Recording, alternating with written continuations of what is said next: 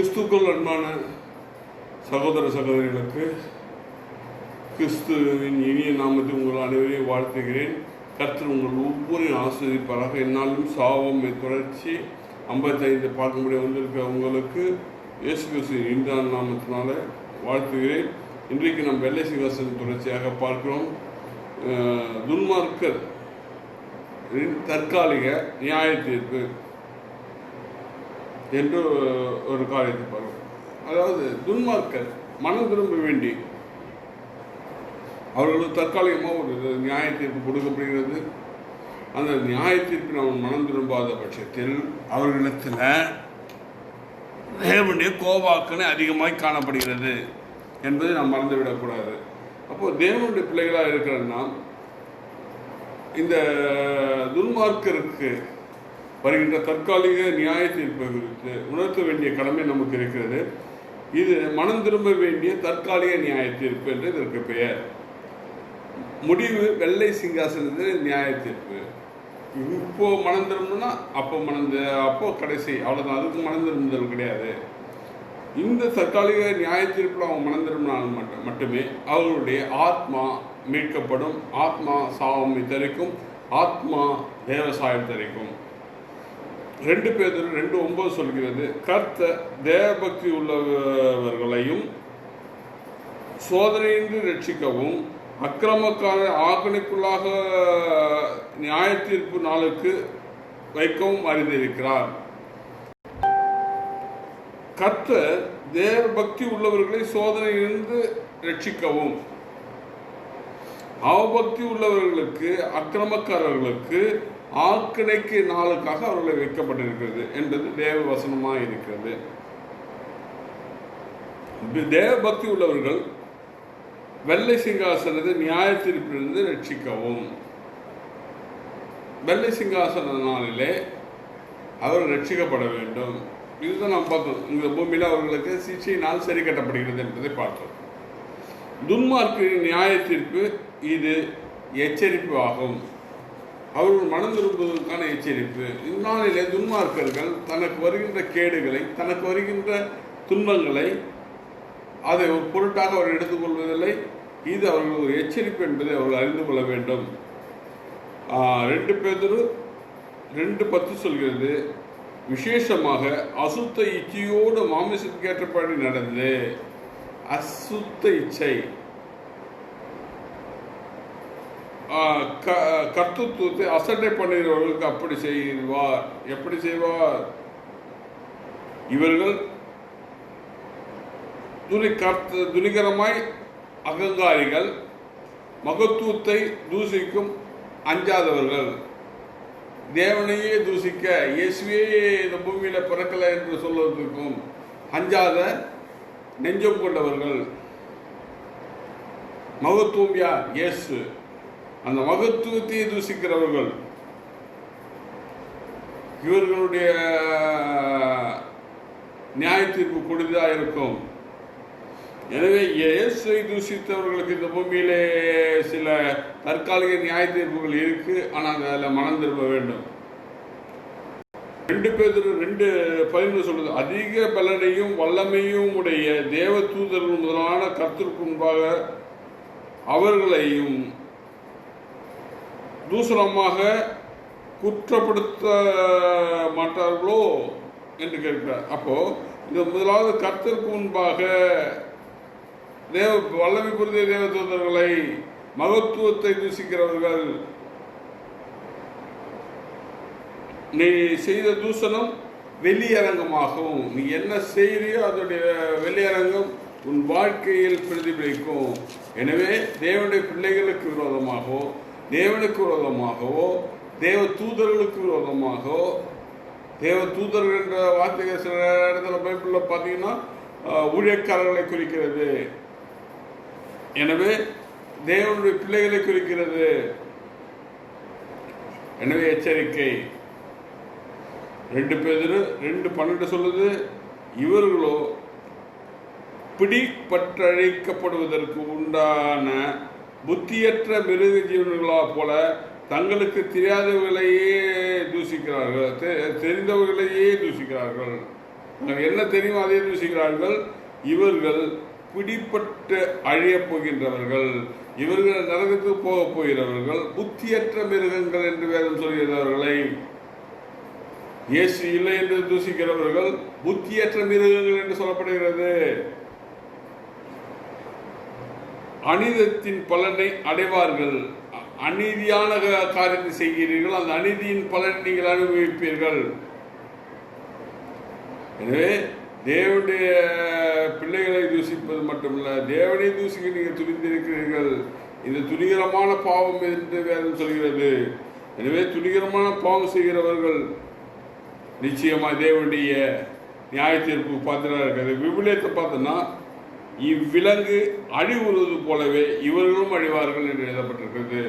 இதில் இவர்கள் புத்தியற்ற மிருகங்களைப் போல் இருக்கிறார் என்று எழுதப்பட்டிருக்கிறது. ஆனால் விவிலியத்தில் எழுதப்பட்டிருக்கிறது இவ்விலங்குகளை அழிவுறுவது போல இவர்களும் அழிவார்கள் என்று தெளிவாக எழுதப்பட்டிருக்கிறது. எனவே எச்சரிப்பின் சத்தம் இது.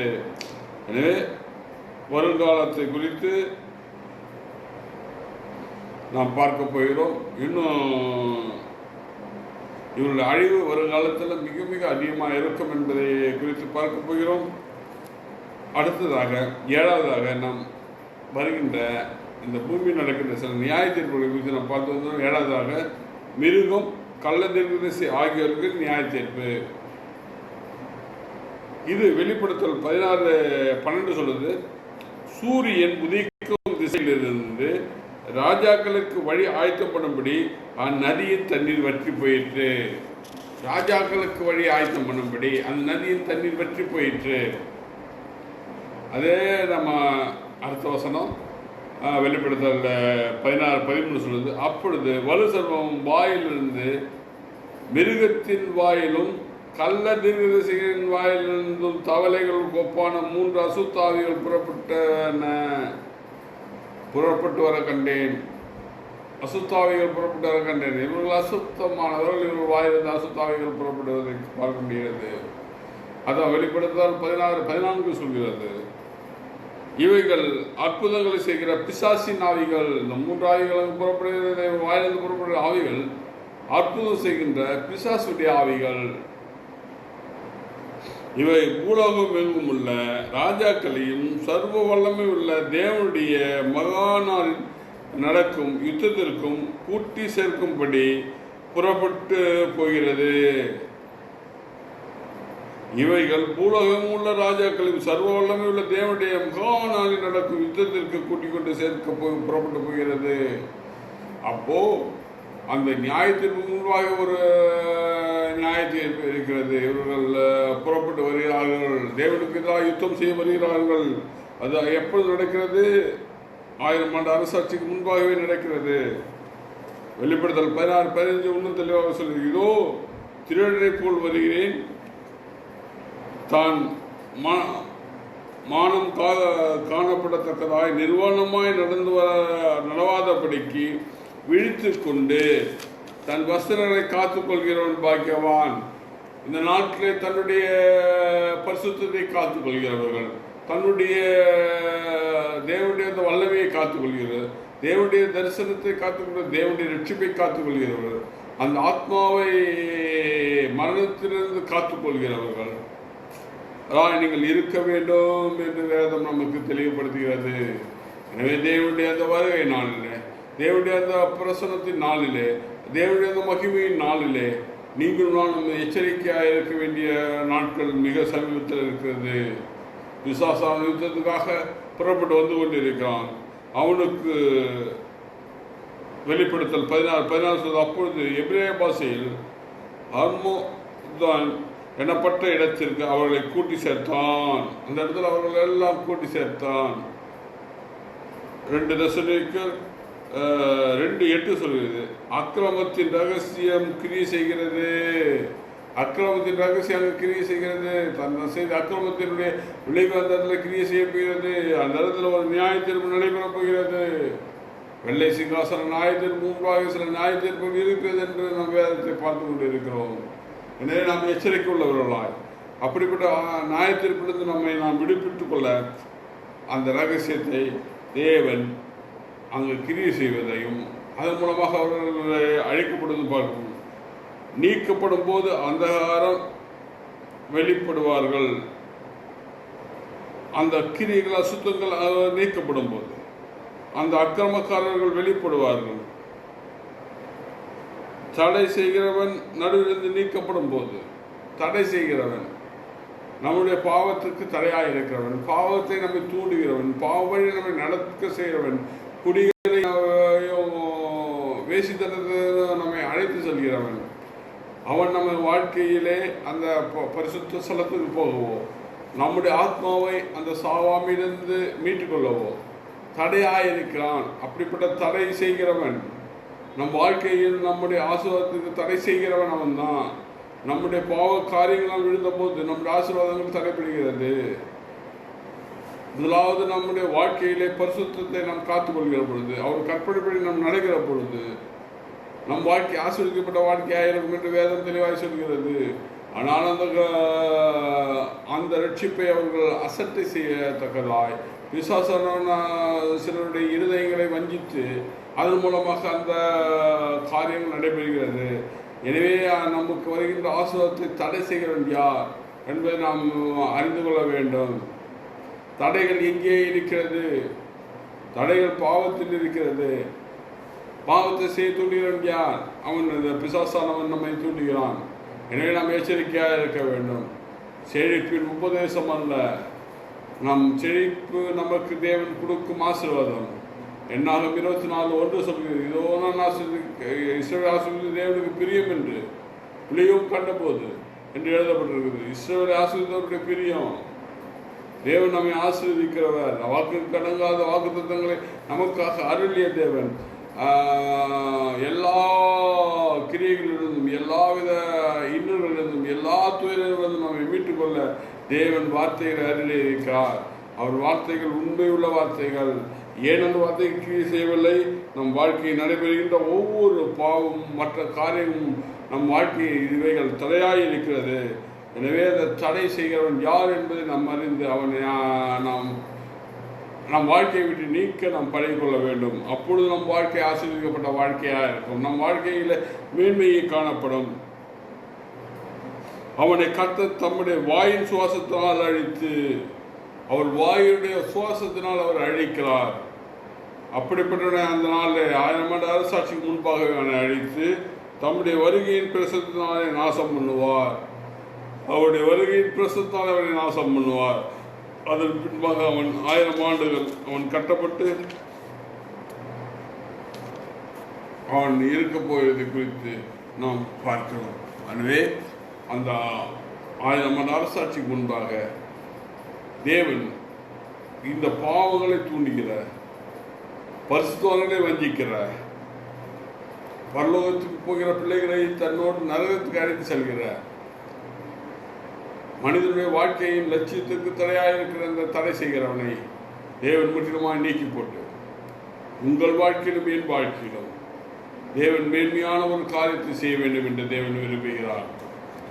அதற்கான காரியங்களை அவர் செய்து கொண்டிருக்கிறார்.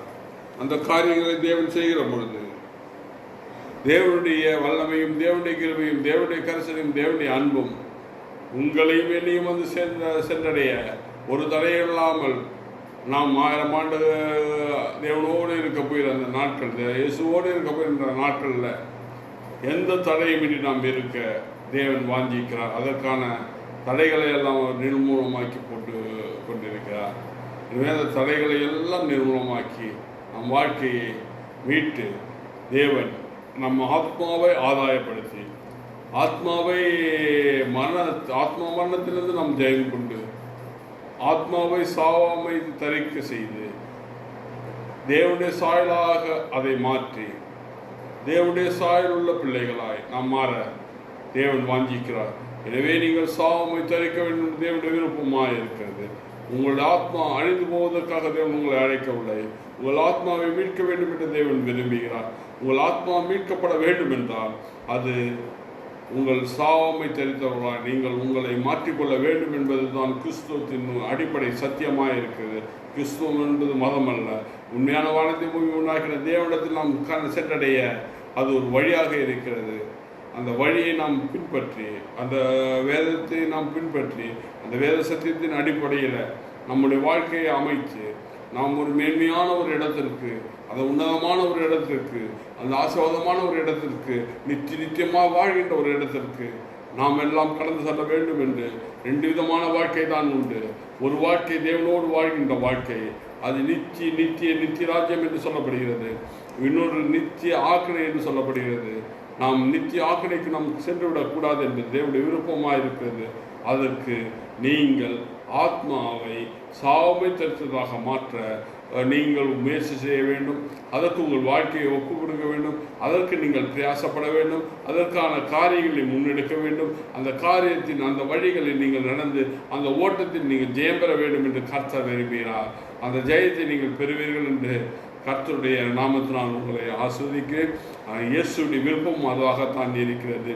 இயேசுடைய விருப்பத்தை நீங்கள் பார்க்க வேண்டும் என்றால் ரோமர் 8வது அதிகாரம் 26 32 வரை வாசித்தீங்கன்னா தெரியும். தேவன் உங்களை அவருடைய சாயல் ரூபத்தின்படி இருக்கவே முன்குறித்திருக்கிறார். அப்படி நீங்கள் முன்குறிக்கப்பட்ட அவருடைய சாயல் ரூபத்தின்படி மாறி நீங்கள் ஜெயம் பெற வேண்டுமாய் கர்த்தருடைய கரங்களை உங்களை நான் ஒப்பு கொடுத்து ஜெபிக்கிறேன். வல்லமைங்கிற தேவனே, இந்நாளிலும் ரோமர் 8:32 நாங்கள் எடுத்துக்கொள்கிறோம். சொந்த குமாரன் என்று பாருங்கள், அவரே எங்களுக்கு ஒப்பு கொடுத்தோம், மற்றையெல்லாம் அருளாது இருப்பது எப்படி என்று வேதம் சொல்கிறது. எனவே இந்த பிள்ளைகளுடைய ஆசீர்வாதங்களை பெற்றுக்கொள்ள தேவனை சாவை தரிக்க வேண்டும் விரும்புகிற பிள்ளைகளை தேவனே அந்த உலக ஆசீர்வாதத்தையும் இவர்களுக்கு கொடுப்பீர் என்று நாங்கள் விசுவாசிக்கிறோம். இந்த உலக ஆசீர்வாதங்கள் என்னென்ன குறைகள், என்னென்ன தடைகள், என்னென்ன இருக்கிறதோ எல்லாவற்றையும் மாற்றி தேவனே பொருளாதார தடைகளை மாற்றுவீராக. அப்பா பண தேவைகளை சந்திப்பீராக. அப்பா இந்த கொரோனா நேரங்களில் வேலையில்லாத திண்டாட்டங்களை மாற்றுவீராக. அப்பா இந்த கொரோனா நேரத்தில் அந்த வியாதி பயம் இவங்களுக்கு நீங்கி போவதாக. அப்பா சளி மற்ற ப்ராப்ளங்கள் வராது இவங்களை பாதுகாப்பீர்களாக. இவரோடு எப்பொழுதும் உங்களுடைய கரமும் உங்களுடைய இருவையும் உங்களுடைய கரிசனையும் நான்கு இவரை என்னால் வழி நடத்தி பாதுகாக்கட்டும். இயேசு கிறிஸ்துவின் இனிதான நாமத்தினாலே உங்கள் ஒவ்வொருவரையும் ஆஸ்வதிக்கு ஒவ்வொருவரையும் கர்த்தராகிய இயேசு கிறிஸ்துவின் நாமத்தினாலே இதாவது கரங்களை ஒப்பு கொடுத்து ஜெபிக்கிறேன். பிதாவே இவர்களை பொருட்படுத்திக் கொள்ளும். இயேசுவின் நாமத்தினால் பிதாவே, ஆமீன். Praise Lord, praise Lord, praise Lord brother and sister. கர்த்தர் உங்களை ஆஸ்வதிப்பார்.